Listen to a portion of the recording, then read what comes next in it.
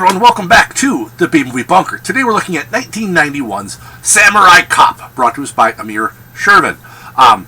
We have the story of Joe. Joe is a samurai cop. He is, what is a samurai cop, you're asking? Well, what do you think it is?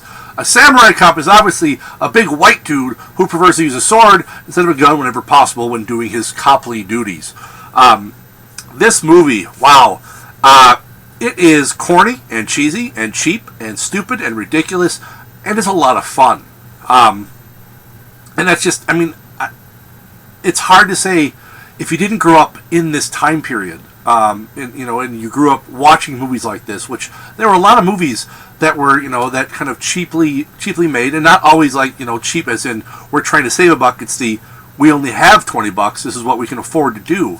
That direct to video, and by video I mean video cassette market. That you got these films from, and without really understanding where those films came from and what it was like then, it's hard for someone of a younger generation, I think, to appreciate films like this. Yes, you've got places like Asylum, which are churning out cheap garbage, but it's a little different because Asylum is still a huge studio now, at least, where you've got, or there's a lot more money behind it because they've had a couple of their breakout hits. But these smaller films made back then, these were really shoestring budgets, and I think there's more of a feeling that the cast and the crew cared a bit more about what they were doing. And I'm not saying everyone back there cared. Some people obviously were in for the quick buck. But at least in this film, Samurai Cop, you can feel an appreciation that the people cared about what they were doing. And you've got the now unfortunately no longer with us Robert Zadar as a great showdown at the end with Samurai Cop. The big main bad guy against the good guy, and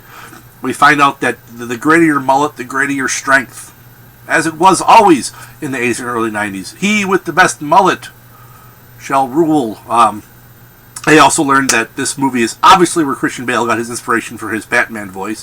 That Batman voice. That's obviously from this movie. And just this whole film, scale of 1 to 10. This is it's like an encapsulation of the entire genre, that 80s, 90s kind of direct-to-video type films, where you have to understand when it was made and where it was coming from. Because nowadays, if someone made a movie like this, people would be like all screaming because, there's the sexism, the racism, just pointless. Let's just have some nudity here. Let's have some boobs.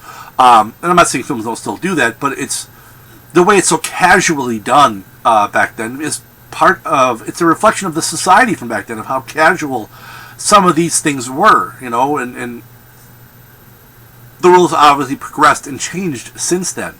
And you can see that. And you also learn that, back, people don't realize this, but back in the 90s, the early 90s, one of the greatest dangers we faced, one of the hardest things, to overcome as an obstacle would be the sliding glass door, as it is Samurai Cop's biggest weakness, apparently, is the sliding glass patio door. But I like this film. It's corny, it's cheesy, as I said, but it's fun. You watch this. This is the type of movie that you can watch. And as much as I can rip parts of this film apart, for all of the effects, the acting, that, what? There's a point where at times it's too easy to tear something apart unless you without understanding where it came from and knowing how this film was made and when it was made. Yes, you expect certain things going in that, they're not going to have, a $50 million budget. They're not going to be able to do all these fancy effects. And they're not going to have all A-list actors, and they're not going to, it's not expected. So if you want just a good, fun movie from the early 90s, man, this is good, cheesy fun. Grab a bowl of popcorn and just enjoy. Until next time, stay safe out there in the wasteland, folks. And watch out for sliding glass doors.